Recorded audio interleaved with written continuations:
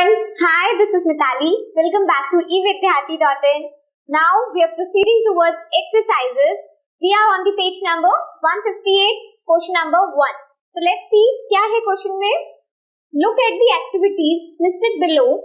Reason out whether or not work is done in the light of your understanding of the term work. तो सबसे पहले your understanding of the term work is कि work दो जगहों पे dependent होता है. First is the force applied and then उस force की वजह से जो displacement हुआ है, second is that factor. ठीक है. So basically हमें जो work के बारे में, अब देखो मैं और आप दोनों सिर्फ यही चीज जानते हैं कि work दो चीजों पे dependent है.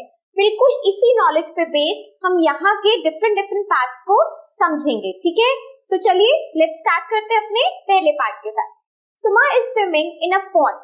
So what is the point is, factor is कि यहाँ पर कोई भी if a person is swimming in a pond, तो हमें बताना है इस situation में work done हुआ है या नहीं. तो कैसे कह सकते हैं? While swimming, Suma applies a force to push the water backwards. तो कभी भी अगर हम swim करते हैं, किस डायरेक्शन में अपने force को push करेंगे? हमेशा backward डायरेक्शन में force लगाया जाता है so that हम आगे बढ़ सकें. ठीक है. तो एक बार यहाँ से कंटिन्यू करते हैं. While swimming, Suma applies a force to push the water backwards, and in turn, water pushes her in the forward direction. तो यानी कि उसने force apply करा और force apply होने की वजह से उसकी body में हमें displacement देखने को भी मिल गया.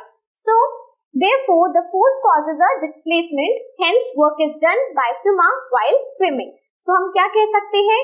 क्योंकि हमें अपने दोनों ही factors completely justified दिखे हैं. First is the force. Force यहाँ पर बैकवर्ड डायरेक्शन में अप्लाई करी गई है. हालांकि फोर्स का और डिस्प्लेसमेंट का दोनों का डायरेक्शन ऑपोजिट है. That can be considered in the negative work. लेकिन अभी हमें सिर्फ इतना बताना है कि वर्क डन हुआ है या नहीं. तो यस, वर्क डन हुआ है क्योंकि फोर्स अप्लाई होने पे फॉरवर्ड डायरेक्शन में मूवमेंट हुआ है. ठीक है. तो चलिए मूव करते हैं अपने सेकेंड पार्ट की ओर. Let's look at the B part now. A donkey is carrying a load on its back. तो अब हमें इसी सिचुएशन में ये भी बताना है कि क्या अगर कोई भी डंकी कैरी करता है लोड अपनी बैक पे. आपने बहुत सारी कंस्ट्रक्शन साइट्स पे देखा होगा कि बड़ी बड़ी बोरियां होती हैं ईंटों से भरी. कंस्ट्रक्शन साइट्स पे इजीली हमें ये सब देखने को मिल जाता है और पूरी लाइन में वो चल रहे होते हैं, है ना. तो क्या वहां पर भी वर्क डन हुआ है? तो लेट्स सी कि फोर्स और डिस्प्लेसमेंट होता हुआ हमें दिख रहा है, बट क्या दोनों की डायरेक्शन सेम है, ऑपोजिट है या कुछ और ही डायरेक्शन है. ठीक है. तो चलिए देखते हैं. While carrying a load, the donkey has applied a force in the upward direction, but displacement of the load is in the forward direction. तो यहाँ पर मैं आपको एक फिगर से इसे समझाती हूँ. फॉर एग्जाम्पल यहाँ हम कुछ ऐसे इमेजिन कर लेते हैं कि ये उसकी बैक पे लोड है. ठीक है. But while he is moving in the forward direction, वो आगे की तरफ बढ़ रहा है, बट लोड पे जो फोर्स अप्लाइड है that is in the upward direction. तो अगर हम ध्यान से देखें, हमने अपने चैप्टर में भी इसी चीज को ध्यान दिया है कि यहाँ पर वर्क, डिस्प्लेसमेंट और फोर्स की डायरेक्शन चेंज्ड है. इनफैक्ट इस केस में हमारी जो डिस्प्लेसमेंट और फोर्स की डायरेक्शन है they are perpendicular to each other, यानी कि वो 90 डिग्री का एंगल बना रहे हैं. तो कभी भी अगर ऐसा होता है कि आपका डिस्प्लेसमेंट एंड फोर्स दोनों ही डायरेक्शन परपेंडिकुलर होती है, तो हेंस भी क्या हम कंक्लूड करते हैं that no work is being done. ठीक है. तो चलिए आगे बढ़ते हैं इसके थर्ड पार्ट के साथ. What we have now, a windmill is lifting water from a well. So कोई भी विंडमिल है जिसको चलाने की वजह से क्या हो रहा है, हमारे पानी कुएं से बाहर निकल पा रहा है. ठीक है. तो क्या दोनों की डायरेक्शन सेम है? क्या सबसे पहले फैक्टर आता है फोर्स अप्लाई हो रही है, देन डिस्प्लेसमेंट हो रहा है, और क्या उनकी डायरेक्शन है. तो यही सिर्फ हमें याद रखना है while considering these situations. ठीक है. चलिए. A windmill works against the gravitational force to lift water. क्योंकि पानी को नीचे से निकाला जा रहा है, हमेशा ग्रेविटेशन फोर्स क्या करेगी, आपको नीचे की तरफ धकेलेगी. लेकिन क्योंकि अभी काम कुछ ऐसा हो रहा है, तो यहाँ पर जो वर्क डन हो रहा है, जितना भी फोर्स अप्लाई हो रहा है, वर्क डन तो अभी हम डिसाइड करेंगे. फर्स्ट ऑफ ऑल क्या पॉइंट आना चाहिए हमारे पास कि जो फोर्स अप्लाई हो रहा है that is in the direction opposite to the direction of the gravitational force. ठीक है. So hence the direction of the displacement is in the direction of the force applied. तो क्योंकि हमारे कुएं से पानी निकलने का डायरेक्शन भी यही वाला है, against the gravitation, that is the upward direction, that is why हम ये कह सकते हैं कि हमारा फोर्स एंड डिस्प्लेसमेंट दोनों ही सेम डायरेक्शन में है एंड फोर्स लगने से डिस्प्लेसमेंट हो भी रहा है. That is why what we can conclude is that work is being done. ठीक है, so therefore work is done by the windmill in lifting water from the well. So I hope आपको ये समझ आया हो. Now moving on with another part. So as the part we have a green plant is carrying out photosynthesis. So यहाँ पे थोड़ा सा biological question आपके पास आ गया है, बट क्योंकि प्रोसेस चल रहा है तो पूछने में कोई हर्ज नहीं है कि क्या यहाँ पर भी कोई वर्क हो रहा है. हमारे अकॉर्डिंग वर्क की डेफिनेशन थोड़ी सी अलग होती है. अगर हम साइंटिफिकली या फिर हम कह सकते हैं जो साइंस में अभी हमने वर्क की डेफिनेशन पढ़ी है, अगर हम उसे 2 मिनट के लिए साइड रखें तो हम ये बोल सकते हैं कि ये प्रोसेस एक वर्क है. ऑब्वियसली काफी बड़ा वर्क है, बहुत सारे प्रोसेसेस इसमें, बहुत सारे फैक्टर्स इसमें इंक्लूडेड है. बट नाउ टेक्निकली अगर हमें वर्क की डेफिनेशन के साथ जाना है तो आपको समझ आएगा कि इस प्रोसेस में भी there is no work done. So let's see how. In this case, there is no displacement of the leaves of the plant and no work is done. क्योंकि ऐसा कुछ नहीं है कि कहीं पर भी बहुत अलग से एक्सटर्नल फोर्स कहीं अप्लाई हो रही है एंड देन लीव्स में कोई डिस्प्लेसमेंट हो रहा है. सो ना ही हमें फोर्स देखने को मिल रही है, ना ही हमें डिस्प्लेसमेंट देखने को मिल रहा है लीव्स का. इस वजह से हम क्या कह सकते हैं that no work is being done. ठीक है, चलिए आगे मूव करते हैं. So as E part what we have, an engine is pulling a train. So यहाँ पर अब हमारे पास क्या है, कोई भी इंजन, ट्रेन का इंजन है, सबसे पहले लगाया जाता है. जितने भी डब्बे होते हैं उससे सबसे पहले हमारे ट्रेन का इंजन होता है. So while he is pushing the engine is pushing the all the pulleys of the train. So that is a work done or not. So let's see.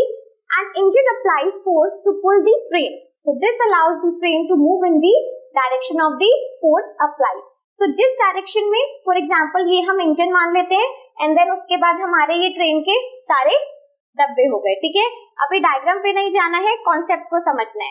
तो अगर मैं इसे इंजन मानती हूँ और इसका जो फोर्स का डायरेक्शन है वो हमारा फॉरवर्ड डायरेक्शन में है, तो जिस डायरेक्शन में इंजन अपने बाकी डब्बों को पुल कर रहा है बिल्कुल उसी डायरेक्शन में हमें ट्रेन का डिस्प्लेसमेंट होने को दिख रहा है.